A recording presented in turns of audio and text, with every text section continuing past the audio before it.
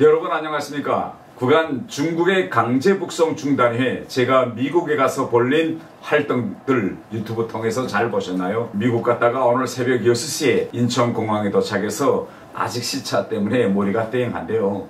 그런데 인천공항에 도착하자마자 좋은 소식이 보도돼서 여러분들에게 긴급 전달하자고 이렇게 유튜브를 다시 올립니다. 좋은 소식이 뭐냐고요? 바로 어제 9일 유엔 총회 제3위원회에서 그간 작업해오던 북한 인권 결의안 초안을 유엔 홈페이지에 공개했는데요.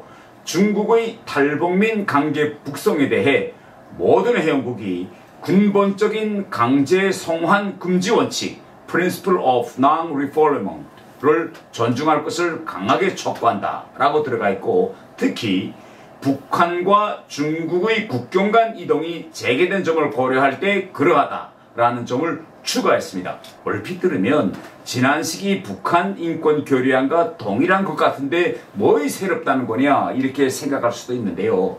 저희 대표단이 6일 뉴욕에 있는 유엔 본부를 방문했을 때만 해도 저희들이 중국의 강제 북송이라고 중국을 직시해달라고 하니 제3국의 강제 북송 이렇게밖에 표현할 수 없다 이렇게 했습니다. 그래서 저희들이 아니 뭐하는 겁니까? 세계 평화를 지켜야 할 유엔총회 결의안이 홍길동이라고 하지 못하고 애매하게 3국의 강제 북송이라니요. 그럼 세계가 중국의 강제 북송조차 이렇게 애매하게 표시하고, 그리고 왜 우리가 유엔 결의안인데 이렇게 행간을 읽고 의미를 이해해야 합니까? 라고 들이댔는데요.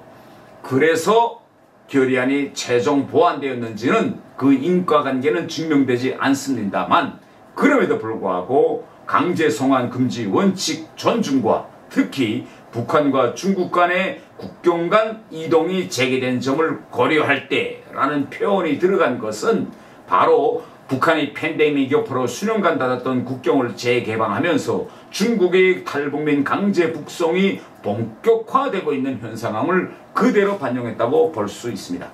이 정도만 해도 유엔이 중국의 턱 밑까지 치고 들어갔다고 볼 수 있습니다.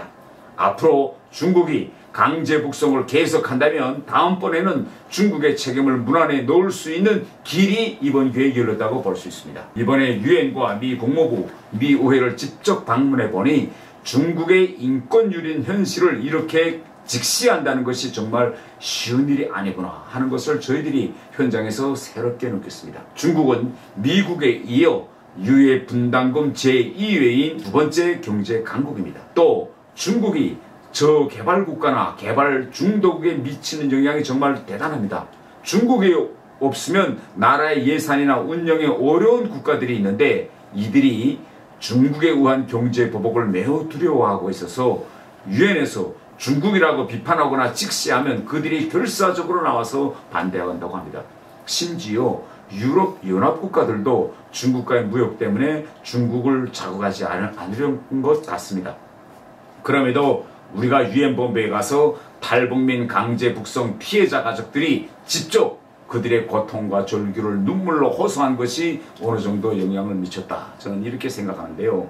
실례로 지난 6일 화요일에 유엔 주재 대한민국 대표부에서 유엔 회원국 외교관들을 대상으로 간담회를 열었는데, 그때 당시 유엔 상황을 보면 이스라엘 하마스 분쟁의 모든 이슈가 다 집어삼켜서 블랙홀이라고 해도 과언이 아니었습니다. 그래서 저들이 그때 과연 몇 명이나 올까라고 걱정을 했는데 의자를 원래 30개 정도 놨습니다. 그런데 30명 이상이 와서 다시 의자를 더 놔서 50석 그 방을 꽉 채웠습니다. 저희들로서는 대단히 고무적이었습니다.